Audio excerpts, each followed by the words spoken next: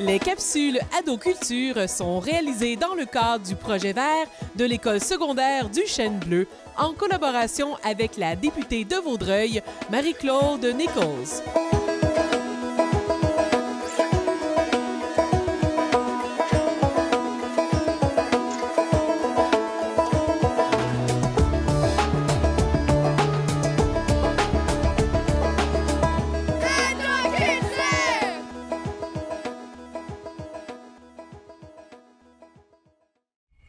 Aujourd'hui, on récolte. Les récoltes, c'est quelque chose qu'on fait tout au long de la saison pour savoir quand récolter. On peut s'aider avec nos calendriers. Quand on fait nos propres semis, il y a des indicateurs derrière les étiquettes, là, les enveloppes, en fait, qui nous annoncent que dans 50 jours, le produit va être prêt. Mais c'est sûr que dans les faits, dans la réalité, Dame Nature peut nous jouer plusieurs tours qui fait en sorte qu'on va récolter avant ou après. La meilleure façon de savoir si c'est prêt, c'est avec nos sens. Hein? C'est le toucher, le goût, avec l'odorat même, les yeux. Puis c'est vraiment un plaisir parce que c'est quelque chose qu'on fait à chaque semaine, même des fois tous les jours. Puis c'est un plaisir qui dure facilement jusqu'au mois d'octobre, là, sans protection additionnelle ici au Québec. On est quand même chanceux. Comment tu te sens là, quand que tu vois ça, des belles betteraves comme ça? Bien, je me sens joyeuse à cause, tu vois, toute l'abondance et les couleurs. Vraiment beau.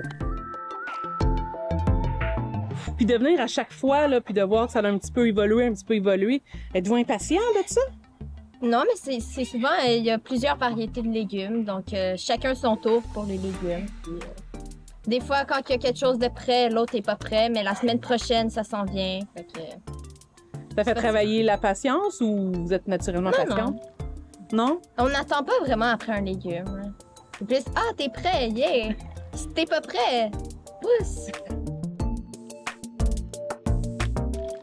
Les petites laitues qu'on a ici, le mesclun, peut être prêt en 25 jours si on récolte les petites feuilles. Puis il y a d'autres choses, comme les poireaux, exemple, qui peuvent prendre jusqu'à 110 jours dans le champ là, pour être prêts. Donc, on arrive à un moment de l'année où il faut pas mal vérifier à tous les jours. On fait un petit peu de récolte quand on est chez soi, à tous les soirs, peut-être en revenant du travail.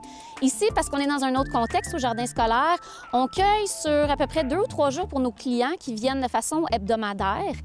Qui dit récolte, dit comment la fait-on, cette fameuse récolte. Donc, c'est sûr qu'on peut utiliser simplement nos mains avec une bonne paire de gants. On peut le faire avec des cisailles, des ciseaux, des petits couteaux, des sécateurs, dépendant de quelle culture on veut récolter.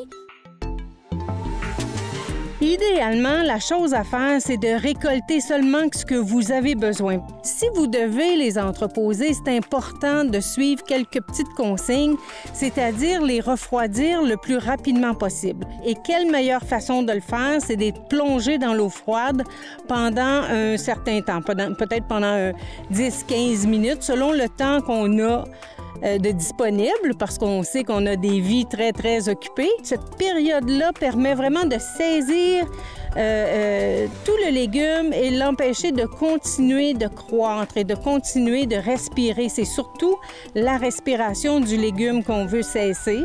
Ensuite, on peut les mettre au réfrigérateur, que ce soit dans le panier de légumes ou encore dans un contenant hermétique.